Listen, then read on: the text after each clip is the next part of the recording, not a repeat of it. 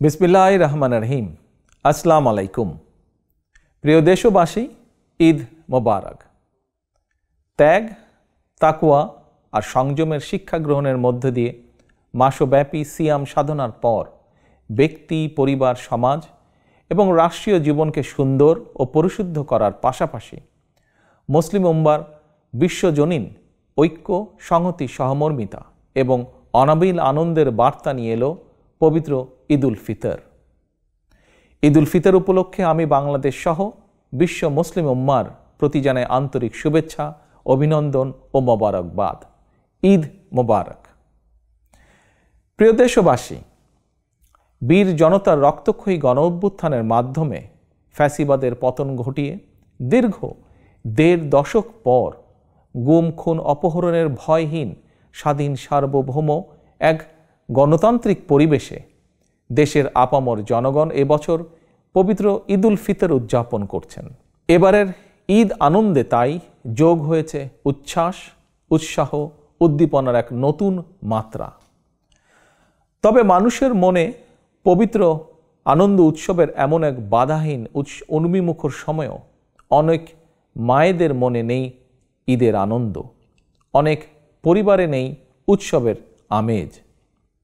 কারণ ফ্যাসিবাদের দীর্ঘ ১.৫ দশকের গুম, খুন, অপহরণ, জুলুম, নির্যাতনে স্বজনহারা, সন্তানহারা লাখো পরিবারে নেমে এসেছিল জাহিলিয়াতের অন্ধকার।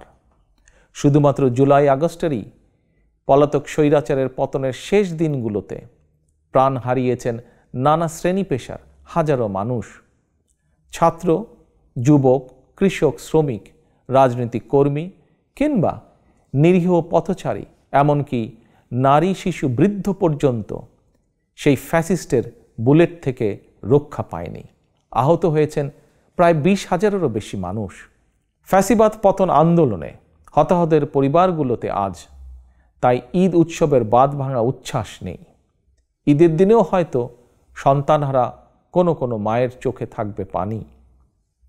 এই আনন্দ ঘন সময়ও স্বজনদের হৃদয়ে আপনজন হারানোর নিঃশব্দ কান্না।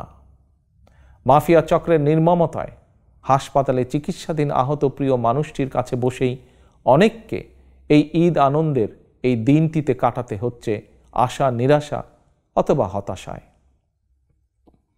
প্রিয় দেশবাসী, দীর্ঘ ১.৫ দশক ধরে ফ্যাসিবাদী শাসন চালাতে গিয়ে যারা মানুষের ঈদ উৎসবের আনন্দকে ধ্বংস করে দিয়েছে, যারা অস্ত্রের জোরে মায়েদের বুক থেকে তাদের প্রিয় সন্তানদেরকে কেড়ে নিয়েছে, যারা দেশের অসংখ্য অগণিত সন্তানকে পিতৃহারা বা মাতৃহারা করেছে, এই বাংলাদেশে অবশ্যই তাদের বিচার হতেই হবে।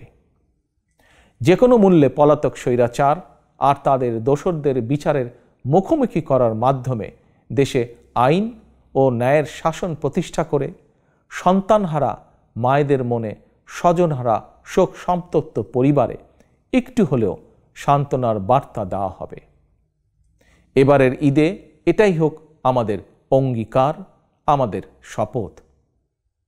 এই অঙ্গীকার পূরণ করার লক্ষ্যেই ফ্যাসিবাদ মুক্ত বাংলাদেশে জনগণের ভোটে, জনগণের নির্বাচিত প্রতিনিধিদের নিয়ে জনগণের কাছে জবাবদিহিমূলক সংসদ এবং সরকার গঠন করে একটি নিরাপদ, বৈষম্যহীন গণতান্ত্রিক বাংলাদেশ প্রতিষ্ঠার স্বার্থে অন্তর্বর্তীকালীন সরকারের প্রতি গণতান্ত্রিকামী জনগণের সমর্থন এবং সহযোগিতা অব্যাহত থাকবে। প্রিয় দেশবাসী, আজকের এই পবিত্র দিনে আল্লাহর দরবারে ১৯৭১ সালে স্বাধীনতা অর্জনের যুদ্ধ, ২০২৪ সালে স্বাধীনতা রক্ষার যুদ্ধ এবং দেশে গণতন্ত্র প্রতিষ্ঠা যুদ্ধের সকল শহীদদের আত্মার মাগফিরাত কামনা করছি।